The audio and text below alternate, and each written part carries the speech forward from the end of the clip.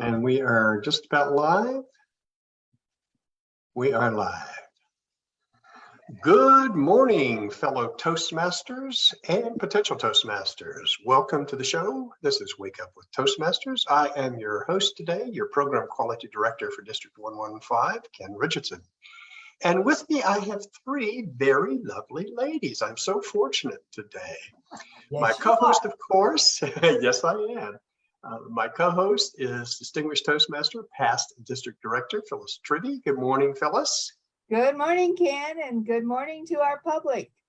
And of course, our guest today, Norma Tanner and Judy Katzen. So glad to have all of you join us. We are live on Facebook. So if you go to we actually are posted on the Club Growth Director page, the D115 TMCGD Facebook page. So if you go to that page, you can ask questions and watch the show live. Phyllis, I'm going to see to our posting and turn it over to you to talk to get us started this morning. Oh, thank you, Ken, and welcome to Norma and Judy. Norma, I know that you are really interested in your club and telling us all about your club. Can you tell us which club and why you joined? I'm Norma Tanner, Distinguished Toastmaster. I have been a member of Windjammers Club for 25 years, and I'm very excited that this month is our 64th year. So we are excited about that. We were one of the very first, and we are the oldest one surviving everything that has gone on over the years. We started out down on a strip at Circus in a room, and then to El Cortez. And then finally we landed up at Denny's, which we spent 45 years right in the one place, which was a miracle. And anybody that has a wonderful meeting room, you can appreciate that fact and be glad that you have a good venue, because it's very difficult to find one today. Bobby Williams and Lee Horner are two members that are from the original group. So that is exciting. Bob, he's in another club, but Distinguished Lee Horner is with us, and she joined in 1978, just 5 years after women were allowed to join Toastmasters. So she is going to be giving a wonderful speech on the 31st, all about our club history. So I'm looking forward to that. That sounds sensational. And I think that we should really make it a big party and invite all of your children and grandchildren and great-grandchildren, all the clubs that are here in Vegas. Let's make it welcoming to everyone. What do you think, Ginny? Can we get that promoted by the 31st? Yes, absolutely. I didn't think of that yesterday, Phyllis, but you know, that is a good idea. I talked with Lee, and we changed speaking places. So, and I encouraged her to give her that speech, and I never thought about it. That would be a good open house speech. I'd love to be there. I'd love to come. Yes. So Judy, I'm sorry. I don't know whether Ken has ever been a member. I don't think so, but of course I started out in Windjammers. So if there's going to be any photos, a log of what's happened over the years, that would be great. Sometimes I went to Jackpots, and even though they had a photo log, I've never been a member there. I remember the events that happened, because some of them were at various contests where I was a member. So what can we do to wrap you two girls up and make sure that we have a big celebration? We're going to push it on you two. Okay, we'll check that out. We have our meeting tomorrow, so consequently that will be new business coming up. Excellent. So that's your Something to celebration. talk about. So your celebration will be on August 31, you said? Did I hear Yes, that it right? will. Okay. Well, I do want to welcome online. We have Jennifer Smith joining us. Welcome, Jennifer. We're so glad that you are here. I'm keeping an eye on our Facebook page. If you notice me looking to the side, I'm not trying to be rude, but I have another computer set up so that I can monitor Q&As on the Facebook page. So Judy, you're also a member of Windjammers, is that correct? Yes, yes. And Okay. I'm really here to hear Norma speak about area directors, because I think that's an exciting position. I want to learn more about it. That's terrific, because we're always looking for emerging leaders. And I'm a firm believer that if you can identify those emerging leaders and mentor them going forward, then they will be very well prepared for their position. So let's get right to that. Norma, you are an area director and probably not the first time. So why did you decide to do it again? I think there was a need for it, and anytime that you've been a Toastmaster for 25 years, and it's part of your family, you see that there's a need, you step up and help out. And it was quite a stretch for me because I wasn't sure just how I would handle it. But this time around, we have so many people out there that are helping and that are experienced. With COVID, we really kept our base. And when anybody talks about a club, you need your sound, strong base. And this is what we kept. And so that when I went into these clubs, I was talking to the people with experience, and they made it very easy. They welcomed me. I had all the information that I needed. And I want to thank you, Ken, for all the help that you have given by having the proper paperwork out there. And the first thing my challenge was making certificates. I haven't done that in years. I was a area governor, which was what we were called back in 2007 and 2008. I was an area governor and a division governor. So consequently, yes, I've done this before, but believe it or not, it's easier this time than it was last time because If you had to sort of give in 20 words or less, what is the job of an area director? What would you say? This is table topics. So here's your question, Norma. Give me the job description, a brief job description of what an area director does. Okay. I would say an area director is one step up from being the president of your club, because everything starts at the club, but then you go into being an area director and you be able to encourage and your other clubs that are in your area. You go out, you visit them, you let them know that they have people that are there to serve them, help them grow, and it just to be there as, say, maybe as a parent, you're just going up one step further and helping the clubs grow, be a representative for the district. Tell me the thing that you like most about being an area director. I think going into the clubs and meeting the people and to see the different personalities of every club. Every club's a little different, but basically we have the format of what Toastmasters is, the protocol on how to run a meeting.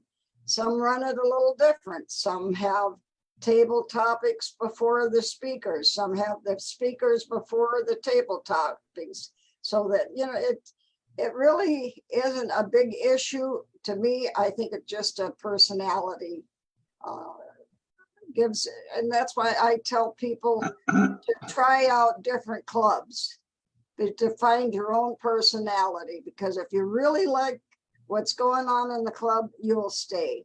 If you have to think of it as, oh my, I have to go to Toastmasters. You know, you're not going to grow. You're not going to enjoy the benefits of what Toastmasters is. Yeah, I think that's a good point, is that clubs are each have their own personality, some differences, and people don't realize that, you know, they don't always do it the same. For example, in my club, my home club is Early Risers, Toastmasters. We have prepared speeches, and then we follow that with table topics in order to give the evaluators time to prepare their evaluation. Some of the other things that people don't realize is like the pledge is optional. We have a joke of the day, that's optional. Educational minute, that's optional. The three components of the meeting, of course, the prepared speeches, impromptu speaking, and evaluation, that's the core. Judy, you said you were interested in maybe becoming an area director. What questions would you ask of Norma about her experience as an area director? Well, I'd love to hear more of the details, because I know Norma is a very organized person. What do you do as you go to each club? What kind of paperwork is involved, and those kinds of things? And as I said earlier, Judy is very precise and loves paperwork. She has files upon files. I get all my paperwork set up. I had my certificates, because my first visit is to install the officers. And I am proud to say that I have all my officers trained, plus one other club. And I made certificates so that they were given out. And I went to the Office Depot and had them made them out and card count, so it's a little firmer. And everything was on there that they needed to know, that when they weren't sure what their job contained, they could just look at their certificate. Everything was listed there on what they needed to do.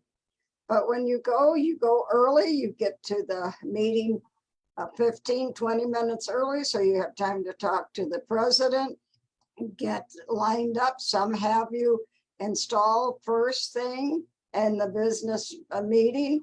Others, I was prepared and served at the end of the meeting. Like I say, each club is different. I would say being an area governor or any officer in Toastmasters, you need to know that you need to be flexible. It's not written in stone.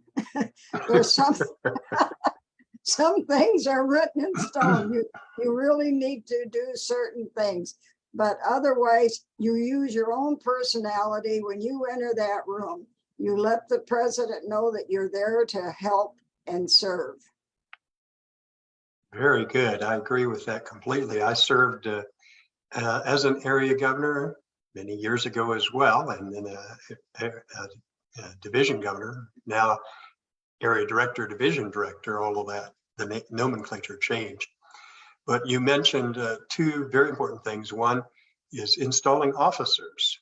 That's commonly asked of the area director. The clubs will say, hey, Norma, can you come on this date and install our officers? And so that's a good way to sort of get to know the clubs starting out.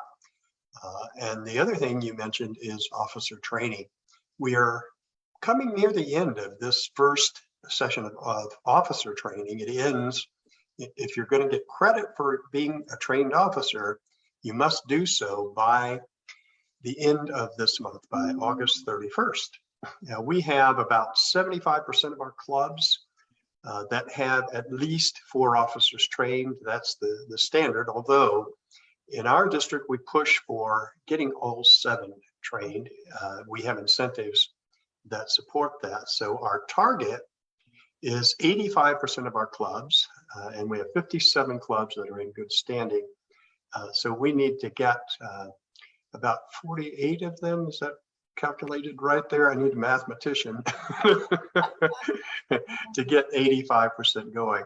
And the area director plays a vital role in helping the clubs to get the training that they need to actually get credit within the DCP, the Distinguished Club Program, and to do other things as well to help support them in their growth. Now, Phyllis, you were an area governor also many years ago and have gone all the way up to district director. What do you think, if you could summarize the area director's role, what are the 2 or 3 most important things that you experienced as an area director? One of the things that Norma mentioned that I think is great is certificates. And on the certificate, she listed the things that apply to that particular role. This is a crib sheet. You do not have to memorize everything. You've got something there, you present it, and it looks good to them, and it's a help to you as doing the officer installations. One of the things I think is truly important is the amount of information that comes down from the district. The district has goals, but they also have incentives, various things. There's a new change in the rule about how a club becomes a distinguished club. So many of those things members do not look at, and sometimes because they're not an officer of the club, they don't even get to know about it unless they have a president that talks about it. So I think that one of the main things for an area director is when they go, they present like an educational minute, which would tell the club what's happening in the district so that they get all their incentives. Sometimes people have no clue as to what those incentives are. And if you can get a little extra money for your club in the way of bucks, that sounds good to me. So I would think that that would be one of the basic things. And making sure they understand the club success plan. Yeah, I'm really glad you brought that up. We do have, folks don't know that in District 115, we have an incentives chairperson, and that is Kay Collis. And Kay, along with our district director, Gene Williams, they design incentive programs to help encourage, they are programs for the area directors that they have put together, and there are programs for the clubs. And one of the ones that I think is most important is getting 100% of your officers trained. Get all 7 officers trained. And the incentive last year, I thought was really cool. Of course, the pink ribbon, everybody gets the pink ribbon, right? But they also got some of those wonderful little cards that TI provides for word of the day, and then table topics questions. So those I thought were really, really marvelous. I'm not sure what the incentives are this time around. I haven't seen the sheet yet, but getting 7 officers trained will get you some sort of incentive from our district. And I think that's a wonderful, wonderful way to look at it. And the other thing, I like what you said there, Phyllis, about keeping the clubs informed. Even though we have a newsletter, I've discovered, to my chagrin, that not everybody reads it. Or forwards it. Or forwards it as they should. They're supposed to forward it. Even after I've asked the area director, I still don't have a copy. Oh my goodness. Well, we need District 115 and download it. Yeah, we need to fix that. We do post them on the website, but if you're not getting it, you should gently remind your area director, because the way it works is I send them out to the area director, and the area director forwards them to the club, and then the club officers forward them to members. That's the way that the chain is supposed to work. Okay. But it doesn't always work like it should. We have supply chain issues, I guess you could say. So that's why we should have it by the 3rd, right? Because you said yes, it goes out by the 3rd. There's a problem. Yeah, it goes out on the 1st of every month. I haven't missed a deadline yet. And for those of you who know me, you know that I have OCD, that I have to get this thing done because I think it's important that people know that there's reliability in the publication of that document. But I love the fact that area directors are also out there providing updates and what have you. And we have some exciting updates. I don't have the details. You mentioned yet all of the details. There are some changes in the DCP, the Distinguished Club program, excuse me, that came about just at this recent meeting. So we'll have some reports on that. And there are some changes to speech contests coming up that are really exciting. You know, last year, we didn't have the potential for hybrid speech contests. TI dictated, as they sometimes do, in a gentle way, that we either had to be in person, or all online. They didn't want hybrid speech contests because they thought, I'm giving you my opinion here, I think they thought that creates a bit of a disadvantage for the folks who are online compared to the folks who are in person. And that can certainly be the case, but this year at the conference, the World Championship of Public Speaking, as you know, is done every year. Actually, the final 8, 4 of them were in person and 4 were online. And wow. Yeah, and it was really a great contest. And the first and third place were people that were in the room on site, but the second place winner was actually online, attending the conference online. So that's going to be new for us. And our goal as a district is to make sure we can make these hybrid contests competitive and accessible to all our members. So another good thing is getting out there to talk to your clubs and keep them advised of what's going on in the district.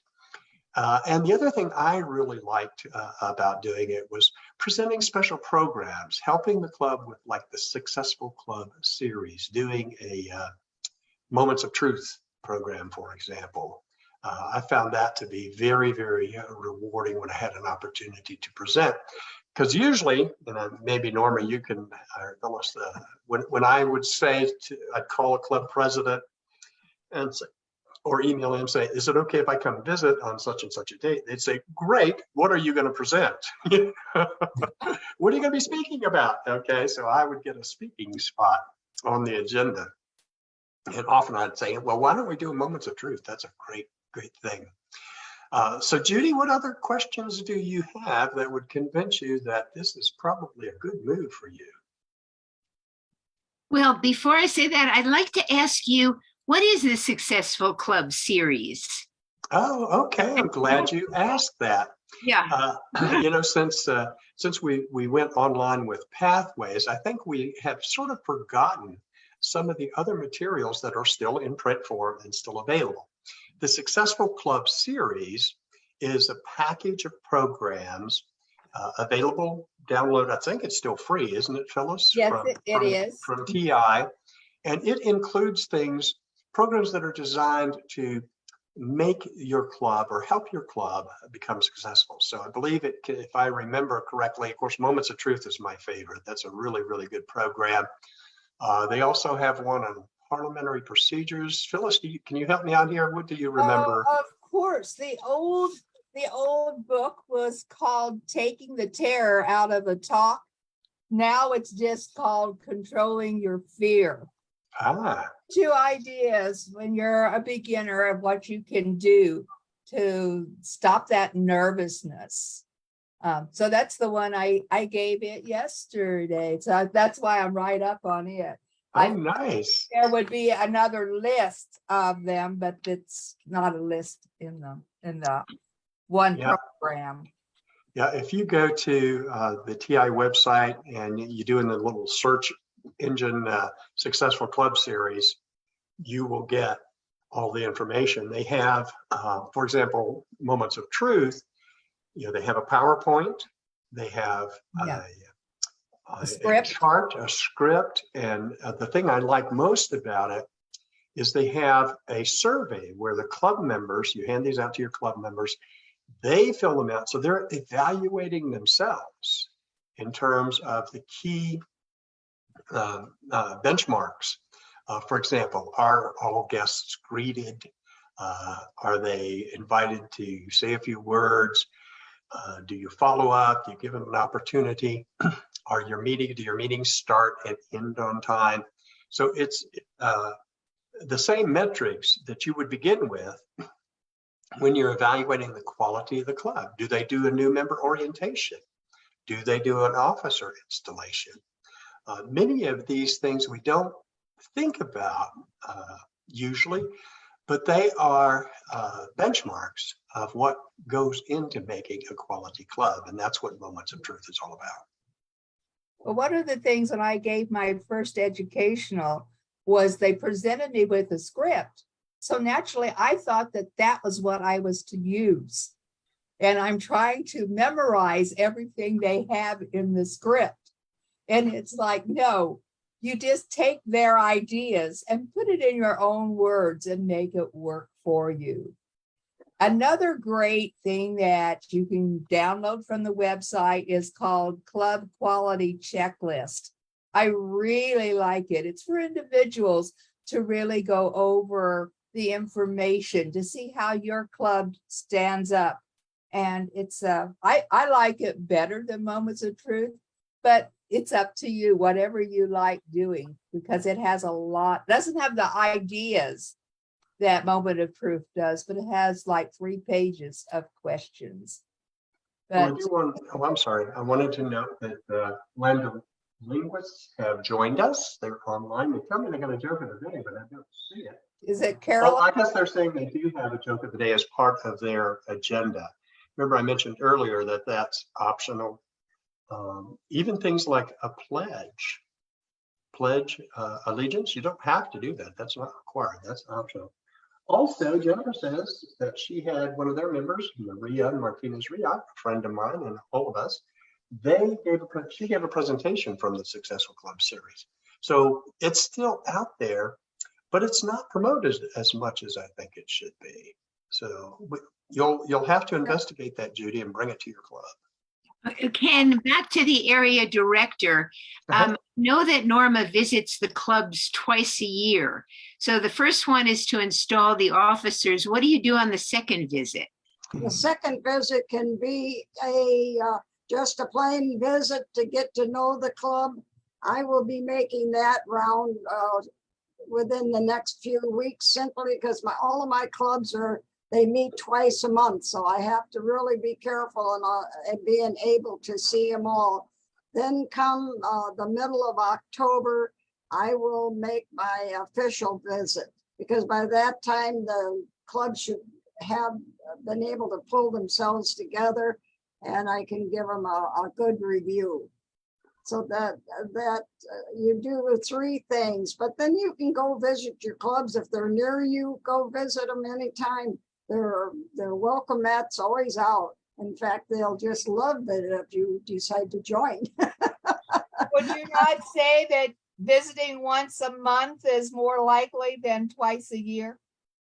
Oh, yeah. Well, you're going to see somebody at least once a month, because you have enough clubs that you need to go visit them 3 times. Once for the installation, once for just to get to know the club, and then the 3rd time is for the review. And now that's for clubs that are, say, we have like a 1 year. Some people just elect their officers once a year. Now the ones like us at Windjammers, we have weekly meetings. So consequently, we change officers twice a year. So consequently, you have to kind of double up on that when you're going to be changing officers. But what I found this time is that was a little hurtful, but this is what we're all going through. When I asked the outgoing officers to stand and thank them for their service, the same people that stood as outgoing officers, when I asked them to come forward, the new ones come forward, they were almost the same people. So, I mean, we're all going through this struggle of membership and bringing more people in. And my VP of membership is excellent, Guy Dawson. He just keeps reminding us, invite, no matter who, invite, at least get them in the room so they can see what we have. And then if they want to join, they will. Yeah, I want to emphasize something you said, Norma and Phyllis, that even though the minimum requirement is twice a year, you visit your clubs and you do an analysis. What are the things? It's like doing an evaluation, Judy. You do an analysis of what are the things they do really well. What are the things that can benefit some improvement? What kind of suggestions can you make? So you file a report after your official visit that does that analysis and recommendation. And then that report goes to the trio, and then it goes to, I think it goes back to the club president, if I recall. I'm trying to remember exactly. It did. I don't know if they've changed that, but it went back to the club president and I think the division director. But those I thought it came to the district director. Oh, it does. It comes to the trio. Okay. Yeah, all the members of the trio get it as well. Because part of the reason for that is part of our job as trio members are to support the area directors and the division directors, as well as the clubs through those two leaders to help. For example, if Norma said, hey, I need you to come and give presentation XYZ, I would say, I'm there. You know, that's our response. The response is always yes. We're taught that in training. The response is always yes. When an area director, a division director, or even a club member says, hey, I need you to do XYZ, the response is always yes. So, but anyway, we are at the end of our time today, and I want to thank Norma and Judy for being here. Phyllis. Absolutely. Thank you. Phyllis, do you have any wrap-up words you want to say? No, other than if you think that area director might be good for you next year, talk to the current one of your club and see if you can participate in some of the things that they do. If you want to know about what a visit to a club is all about, go with your area director, see what they do. You know, it's very easy because people want to help you. They want you to succeed, and you succeed by doing things that you don't usually do, stepping up in the program. So go out, challenge yourself, talk to your area director, make some visits, see what they're doing. Thank you, Phyllis. Norma, any last thoughts you'd like to share with our audience, our online audience? Well, I just want to let all the new area directors that are out there right now and ones that are thinking about it, it's something that we can do. It's just one step up from being the president of your club. You're just dealing with a few more people, but the main thing is you will have a welcome mat. Do not be nervous or afraid of going to your club, because they're all Toastmasters. And as we know, we're all family. We've all been where you are at. So consequently, just call the president. She'll have the welcome mat out for you. And all support is terrific. Just want to make a note about for our online audience and acknowledge Carol Wyman has joined us. And she loves giving, when an area director visits, she loves giving them a role, either a general evaluator, speech evaluator, some role like that. I think that's a good thing. It helps you to get to know the club. And Jennifer Smith says, what a great area director. I think she's talking about you, Norma, so congratulations. And I think that concludes our program. Judy, any final thoughts that you would like before we sign up? This was a great clarification of the area director role. Thank you. It inspired me. Excellent. Well, we'll look forward to you. And for those of you who may have more questions, I recommend that you download the District Leadership Manual. It's free.